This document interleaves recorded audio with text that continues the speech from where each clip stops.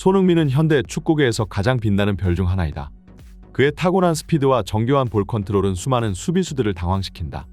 손흥민의 양발 슈팅 능력은 세계 최고 수준으로 어느 각도에서든 골문을 위협한다. 끊임없는 노력으로 자신의 기량을 갈고 닦는 손흥민의 프로 정신은 많은 후배 선수들에게 귀감이 되고 있고, 이 세계 최고의 주장을 따르는 토트넘의 젊은 선수들은 날이 갈수록 놀랍게 기량이 상승하고 있다. 이번 시즌 손흥민과 아이들은 프리미어 리그에서 놀라운 일을 해낼 것이다. 손흥민이 토트넘의 시즌 첫 경기를 화려하게 장식했습니다. 앞으로 토트넘의 장기 레이스를 위해 첫 단추를 잘 꿰매는 것이 중요했는데요. 그런 점에서 보았을 때 레스터시티는 토트넘의 전력을 시험해 볼 수 있는 아주 좋은 상대였습니다. 예전부터 레스터시티는 꾸준히 프리미어 리그에서 성적을 내던 중상위권 클럽이었고, 비록 강등되었지만 한 시즌 만에 다시 승격하여 프리미어 리그로 복귀한 만큼 전력 누출도 크게 없는 상황이죠. 물론 레스터시티 입장에서 이번 시즌이 시작되기 전 변수가 생긴 점이 있다면, 2부 리그에서 팀을 이끌고 좋은 평가를 받고 있던 엔조 마레스카 감독이 첼시로 떠나버렸다는 겁니다. 현재 레스터시티의 감독은 전 노팅엄 포레스트의 감독인 스티브 쿠퍼인데, 공격적인 전술을 추구하는 마레스카 감독과는 정반대로 수동적이고 수비적인 축구를 선호하죠. 하지만 오히려 토트넘 입장에서는 바로 이 스티브 쿠퍼식의 축구를 상대하기가 더 까다로울 수 있는데요. 원래도 토트넘은 그다지 공격을 주도하는 팀이 아니었고, 콘테와 무리뉴를 거치며 안 그래도 수비적인 성향은 더욱 심화되어 갔었습니다. 하지만 포스테코글루 감독 이후 구단의 체질은 180도 뒤바뀌었죠. 리버풀, 맨시티와 더불어 리그에서 가장 라인을 높게 끌어올리는 공격적인 팀으로 변모한 것인데요. 이와 동시에 토트넘은 항상 역습만 하던 콘테 시절과는 달리 주도적으로 경기를 지배하며 상대를 쥐고 흔드는 플레이를 펼칠 수 있게 되었습니다. 이 때문에 상대적 약팀들을 잡아내는데도 훨씬 수월해졌지만, 그렇다고 해도 포스테코글루 감독의 전술이 만능은 아닌 것이, 상대의 수비 조직력이 아주 체계적이고 단단하면 오히려 역습 몇 방을 얻어맞고 무너지고는 했죠. 특히나 하위권 팀일수록 상위권 팀들을 상대하기 위해 세트피스 전술에 크게 의존하는데, 포스텍 감독의 세트피스 대응은 유럽 최악이라는 평가가 많아 후반기 급속도로 성적이 추락하며 챔피언스리그 진출에 실패한 이유도 결국 세트피스 상황에서의 허술함 때문이었습니다. 팬들과 전문가들은 지난 1년간 포스테코글루 감독이 세트피스 코치를 구해야 한다고 말해왔는데요. 하지만 여전히 토트넘은 이번 프리시즌에도 추가적인 코치 영입 없이 그대로 정규 시즌에 들어섰습니다. 스티브 쿠퍼 감독은 특히나 두 줄 수비를 즐겨 사용하는데, 레스터시티의 스쿼드 멤버는 노팅엄 시절 때보다 훨씬 좋아서 토트넘 입장에서도 까다로운 상대일 겁니다. 하지만 반대로 말하자면 이런 까다로운 팀까지 잡아낸다면 이번 시즌 토트넘의 호성적을 기대해봐도 된다는 뜻이 되겠죠. 토트넘은 대부분의 주전 선수들이 복귀했습니다.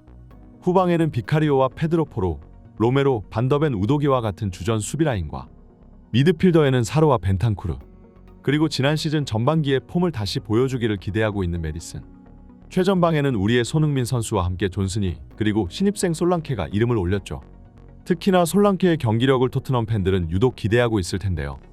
무려 6천만 파운드라는 토트넘 구단 레코드를 새로 경신하면서 최전방 스트라이커를 데려왔고, 안 그래도 히샬리송이나 베르너 같이 움직임만 좋고 결정력이 형편없는 공격수들을 지켜봐왔기에 지난 시즌 본머스에서 리그 19골이나 기록한 솔랑케의 퍼포먼스가 그 비싼 이적료 값을 해주기를 바라고 있었습니다. 토트넘은 시작과 동시에 빠르게 최전방 압박 체계를 만들며 상대를 위협했는데요. 이날의 변수가 있다면 경기 시작부터 굉장히 비가 많이 내리기 시작했다는 겁니다. 비가 오면 공이 바닥에서 쉽게 미끄러져 패스의 강약 조절이 원하는 대로 되지 않을 때가 많고, 토트넘같이 후방에서부터 빌드업으로 경기를 이끌어가는 팀들에게는 그닥 원하지 않는 환경이었죠. 그러나 팬들의 우려와는 정반대로 토트넘의 패스 전개는 굉장히 매끄러웠습니다. 프리시즌 때는 불안점이 많았지만 역시나 그때는 로메로와 반더벤 같은 주전급 선수들이 빠져있기도 했었고, 지난 시즌 전반기에도 최고의 수비진이라 평가받던 포백이 전부 복귀했으니 후방에서의 그 안정감이 대단했습니다. 여기에 토트넘 수비진들은 손흥민이 있는 왼쪽 측면으로 공을 집중시켰는데요. 레스터시티의 두 줄 수비를 뚫어내는 데는 손흥민이 패스든 드리블이든 균열을 내주어야 했기 때문이죠. 실제로 손흥민 선수의 몸놀림은 프리시즌부터 가벼웠는데요. 이에 비해 토트넘 수비진들은 일본과 한국으로 이어지는 아시아 투어에서 굉장히 몸이 둔해 보였죠. 비셀고베전에서 2골을, K리그 올스타전에서 무려 3골을 허용했을 정도니까요. 하지만 손흥민 선수만큼은 달랐습니다. 아시아 투어에서 무려 3골을 터뜨리면서 역시나 자기 관리가 다른 선수들과는 남다르다는 것을 보여주었죠. 팀 내에서 가장 나이가 많은 베테랑 선수들 중 하나이고, 나이가 들어갈수록 체력 회복 속도도 다른 선수들보다 훨씬 뒤떨어지기 마련인데, 그럼에도 불구하고 20대 초반의 사르나, 존슨 같은 선수들보다 쌩쌩했습니다. 이번 경기에서도 손흥민은 왼쪽 측면에서 공격을 이끌어 나갔고 최근 더 물이 오르기 시작한 손흥민의 드리블은 레스터시티 수비진으로는 역부족이었습니다. 실제로 손흥민의 측면 지배력은 아주 대단했는데요. 기본적으로 솔랑케가 중앙에서 중심을 잡아주자 손흥민이 훨씬 날뛰기 편한 환경이 되었습니다. 예전처럼 히샬리송 대신 중앙으로 들어가 수비진들 사이에서 공을 받아줄 필요가 없으니 측면 쪽에서 플레이메이킹과 드리블에 집중하여 레스터 수비진들을 쥐고 흔들었는데요. 선제골도 손흥민의 발끝에서 출발했습니다. 측면에서 공을 잡은 손흥민이 수비수 2명을 끌어들인 채 노룩 패스로 메디슨에게 연결해줬습니다. 손흥민에게만 신경이 쏠려있던 레스터 수비진은 재빠르게 메디슨에게 달라붙었지만 이미 메디슨의 크로스는 발을 떠나 포로의 머리로 향하고 있었는데요. 페드로 포로가 그대로 돌려놓으면 선제골을 터뜨렸고 손흥민의 지능적인 플레이와 메디슨의 날카로운 크로스 그리고 페드로 포로의 오프더볼 움직임이 만들어낸 완벽한 합이 골이었습니다. 레스터시티의 감독은 전반전 토트넘에게 완전 압도당해서 그런지 후반전에는 그나마 라인을 스멀스멀 올리기 시작했습니다. 그리고 토트넘은 상대의 급작스러운 전술 변경에 제대로 대응을 하지 못했는데요. 56분 박스 안에서 바디의 움직임을 놓쳤고 크로스를 받은 바디가 머리로 동점골을 기록했습니다. 이번 경기에서 터진 두 번째 헤딩골이 되었는데요. 동점골이 터지자 토트넘은 전반기에 활력을 잃어버리기 시작했습니다. 여기에 벤탄쿠르가 세트피스 상황에서 경합 도중 심각한 부상을 당해 들것에 실려나가기까지 했으니 경기장의 분위기는 어수선해졌고 전반전 보여준 토트넘의 경기력은 온데간데 없었죠. 그리고 결국 스코어는 큰 변화 없이 이대로 끝나게 되었습니다. 오늘 토트넘은 많은 것을 얻어간 경기였는데요. 개막전 첫 경기가 원정 경기라는 어려움에도 불구하고 환상적인 출발을 해냈습니다. 무엇보다 팬들이 만족하는 점은 솔랑케의 경기력이 아주 좋았다는 것이죠. 골이나 어시스트보다 경기장에서 어떤 영향력을 보여주느냐가 더 중요한데 히샬리송은 지난 시즌 잠깐 골을 몇 번 넣은 적은 있어도 딱히 경기력이 좋지는 않았죠. 기본적으로 박스 안에서 경합이 되지 않아 중앙 스트라이커로서의 가치가 전혀 없었기 때문입니다.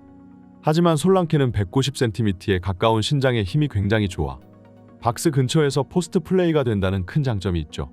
그동안 토트넘이 박스 안에서 얼마나 힘겨운 싸움을 벌여왔냐면 수비수들 틈에서 공을 지켜낼 수 있는 공격수가 아무도 없어 손흥민이 중앙으로 이동해 등을 치고 타겟 스트라이커 역할까지 했을 정도입니다.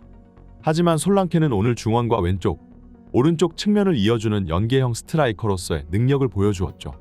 그 결과 손흥민 선수도 측면에서 훨씬 편하게 플레이할 수 있었는데요.